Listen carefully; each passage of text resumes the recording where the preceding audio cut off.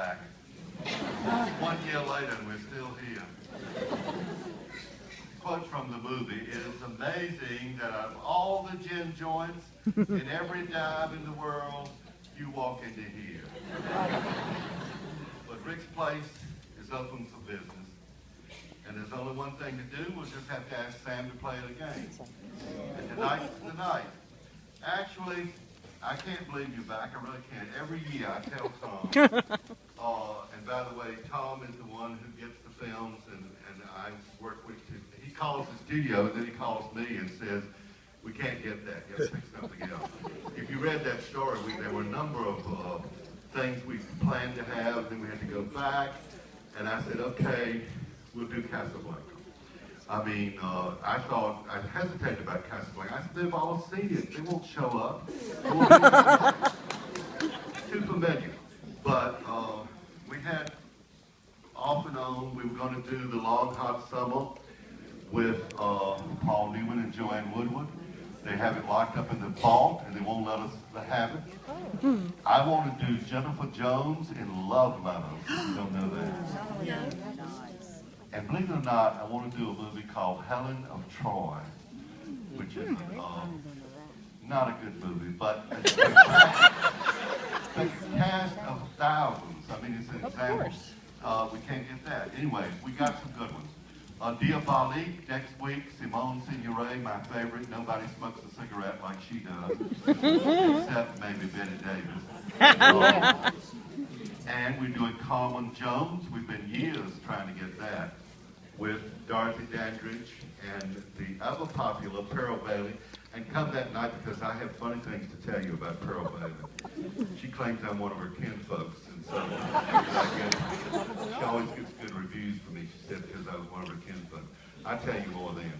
And Auntie Mame with Rosalind Russell, and my favorite one for me, got the best material for the Hitchcock movie, Rebecca, because I was around Alfred Hitchcock a lot. I had a great thing. Tonight, I didn't meet Humphrey Bogart. I did meet Ingrid Bergman, but she didn't say much. So, yeah, we'll wing it. Anyway, with Tom, he books the films for us and turns on the air conditioning, and tonight we need it. And he intends, even though Tom sometimes ducks out and looks at television, I call it.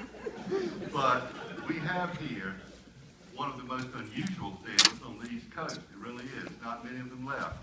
It's true. And I want to share with you something that shocked me. Since this festival began, the Nero Theater has sold over 30,000 tickets. And that was you. You did it. And I didn't think anybody did it.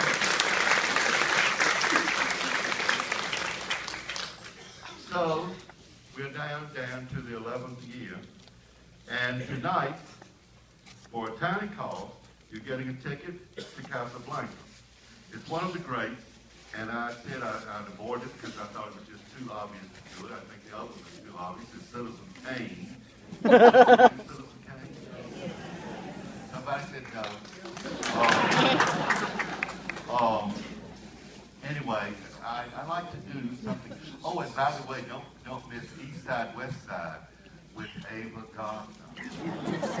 Barbara Stanwyck is also in it. And by the way, Nancy Reagan is in it.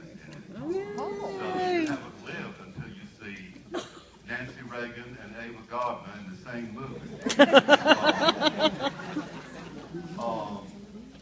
And I remind you with Casablanca, I'm sure you, how many people have seen it? Everybody. It plays, every time it plays like for the first time. The first few minutes you think, I've seen it. Then you get into it and it gets different. The reason Casablanca remains so popular, I believe, is that it is a love story, but it is not sentimental and it's not sweet. To the contrary, it is sarcastic and it is cynical, just as Rick, the main character, is. It deals with comedy, and it deals with world events, and it miraculously balances it all. It deals with human emotions, in a natural way that few movies have captured. And according to legend, it is all an accident. It happened largely without planning. No one at the time of production thought it would be anything special. The big favorite to win the Academy Award that year was The Song of Bernadette. It was a heavy favorite to win. And She won Best incidentally, we did Actress. show that movie, and you gave the first Best Actress award to its star, Jennifer Jones. Casablanca won only 3 Oscars, for Best Picture, Best Director, and Best Screenplay, written by twin brothers Julius and Philip Epstein, who remain the only twins ever to win an Oscar. But actually, a half dozen other writers had a hand in the writing. They had one person to increase the romantic scenes. There was very little romance in it at the first. By the way, Ilsa, the Ingrid Bergman character, was of questionable morals in the beginning. They kept changing the script to make her more sympathetic. It was during production, to put it frankly, during the production, it was a mess. No one knew how it was going to end. They started filming it with only a few scenes written. Paul Henry, who plays Victor Laszlo, didn't want to be in it at all because he didn't want to take a minor part. And it was not clear from the first if he would get the girl. In fact, filming started with only the first few scenes even written. Henry agreed to be in it only after he was giving billing above the title with the other 2 stars. Ingrid Bergman later told me that he was a, quote, prima donna and not much fun on the set. But Paul Henry was a champion chess player, and so, by the way, was Humphrey Bogart. So the scene, there's a scene of Bogart playing chess, which he insisted be in the movie. But according to the research, Paul Henry usually won the chess games during the film. It's based on a play called Everybody Comes to Rick's, which, when presented to Warner Brothers, had never been produced in any theater.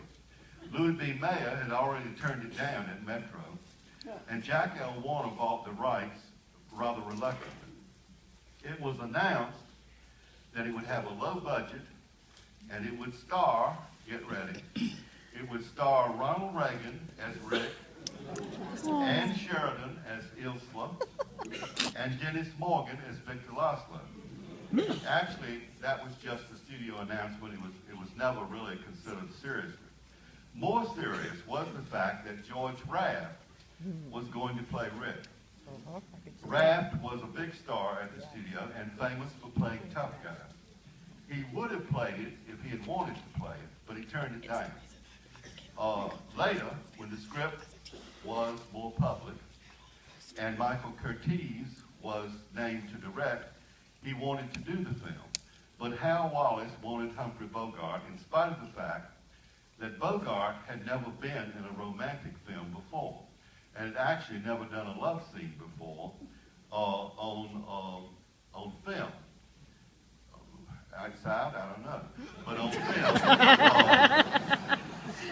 And it was interesting. Martha Torah in another film said, "How could one man be so handsome and so ugly at the same time?"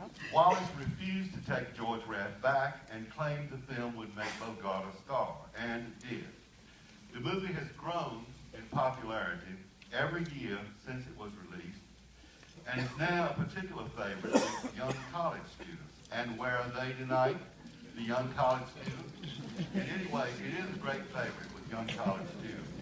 Yeah, they can't get in. They came late.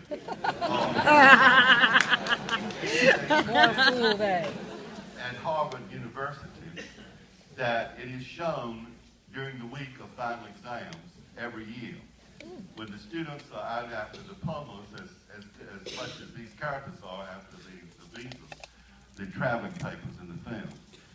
It was a major factor in Humphrey Bogart becoming a national and international influence long after he stopped making movies and long after his death. He became the symbol of a new cynicism that came in a post-war era when young people became disenchanted with governmental and other authority figures, particularly the Vietnam War. Humphrey Bogart was their kind of guy, and he was very modern to them. William Wyler was the first choice to direct. He was, you may remember, the director of a record number of Oscar-winning movies, including Ben-Hur. And also, he married a Norfolk girl, Margaret Sullivan. He was not available to direct it. Curtiz didn't want to direct it either. He had been assigned to direct Sergeant York. The story goes that he and Howard Hawks traded jobs. Hawks thought that Hawks, who was going to direct Casablanca, thought that it was a musical. He said, well, it has musical in it, and music in it, and it's too much comedy. And he didn't want to do it. And Curtiz said he didn't want to direct Sergeant York because he didn't, by the way, which starred Gary Cooper, because he didn't know anything about hillbillies. So they traded the job, and Michael Curtiz, who was known to be difficult with actors, took over Casablanca. The script was changed to set it before Pearl Harbor and America's entry into the war. It probably would never have been made if there had not been another hit, a movie called Algiers, which was made 4 years before. It starred Hedy Lamarr and Charles Boyer and dealt with a foreign, mysterious setting. So why not make a movie called Casablanca, since they had made Algiers? The original play, by the way, was set in a small cafe in Vienna, nowhere near Casablanca. And so they wanted Hedy Lamarr to star in it. But she was under contract to MGM. Ingrid Bergman was under contract to David O. Selznick. And Selznick agreed to let Ingrid be in it only if Warner Brothers would let him have Olivia de Havilland.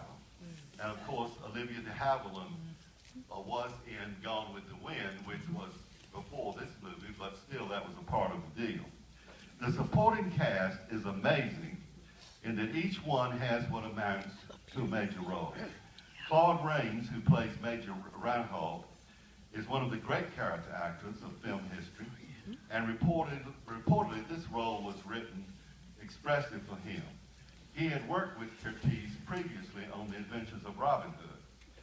And who was the highest paid member of the cast? You might be surprised. It was Conrad Veidt, who plays Major Strasser, the Nazi German. He had to be borrowed from another studio, and he got a big salary. His wife was Jewish, and he fled Nazi Germany because of it. But he subsequently made an entire career out of playing Nazis in American movies. In fact, another thing you might be surprised about is that Bogart and Dooley Wilson, who plays Sam, the piano man, are the only two major actors in the film who are Americans. The role of the piano player was at one time planned for a woman, and the main candidate to play it was Newport News native Ella Fitzgerald. Oh, wow. Also, a major candidate was Lena Horne. Eventually, they chose Dooley Wilson, who got the part in spite of the fact that he could not play the piano, and all of the piano music is dubbed. He had to be borrowed from another studio, and incidentally, Dooley Wilson's salary for the movie was higher than Humphrey Bogart. Peter Lorre was one of Bogart's favorite drinking buddies and worked for only 4 days on the film, getting a great scene when he gets to scream, "Rick, hide me, Rick." The two of them loved to make trouble for director Michael Curtiz, and Curtiz made sure that Lorre got off the set after 4 days. Sidney Greenstreet became the most famous fat man in movies after the Maltese Falcon. He wanted to wear a typical Moroccan outfit in the film, but the director demanded that he wear his trademark white suit. And watch for for one of my favorite character actors in the small part of the cafe's maitre d'. He is S.C. Sakal, who was nicknamed Cuddles. He was Hungarian, and he made a career in Hollywood of always playing the same part of a fuddled old man who slapped his jowls a lot and wiped his forehead and was always confused about speaking English. Cuddles was everyone's favorite uncle. And later, he was in a lot of movies with Doris Day. I never met Humphrey Bogart. I was a little too late. But my research reveals that Humphrey Bogart actually served in the Navy and at one time was in Norfolk, Virginia. So, by the way, was Spencer Tracy. Spencer Tracy and Humphrey Bogart both were in the Navy in Norfolk briefly. I don't think they were, I can't find much more. I don't think they were here very long. I did, though, meet Ingrid Bergman, and after the film, I'll tell you a little about that. I'll tell you more about the 50th anniversary Casablanca party I attended in New York City. I won't tell you everything about it, but I'll tell you a little. So stay afterwards.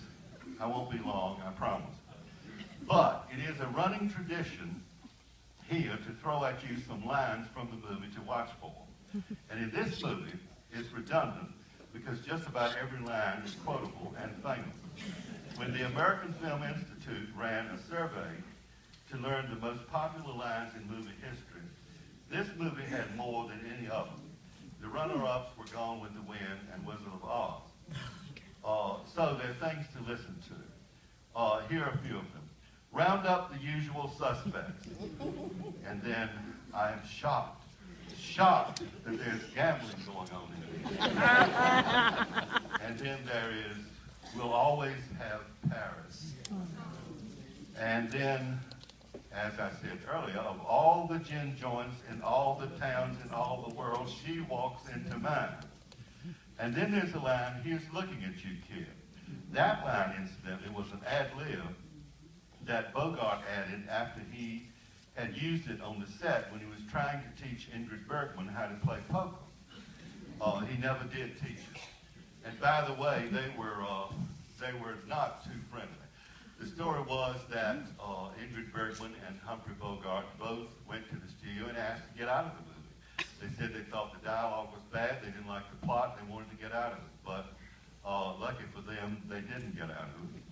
And by the way, I was going to tell you this afterwards, but the set was disrupted by Mrs. Humphrey Bogart, who was an actress named Mayo Mathot. I think is her name, Mayo Mathot. She would arrive almost daily and claim that Bogart was having an affair with Ingrid Bergman and put on a big fight. They would mostly in his dressing room, and they were known widely in Hollywood as the battling Bogarts. And there was a story that she caught him coming home late one night and shot at him, but didn't hit him. And she might have been more worried about the next movie, because in the next movie he starred with Lauren Bacall, and apparently there was something going on, but not with Ingrid Bergman. They never made another movie together, and they rarely met after that.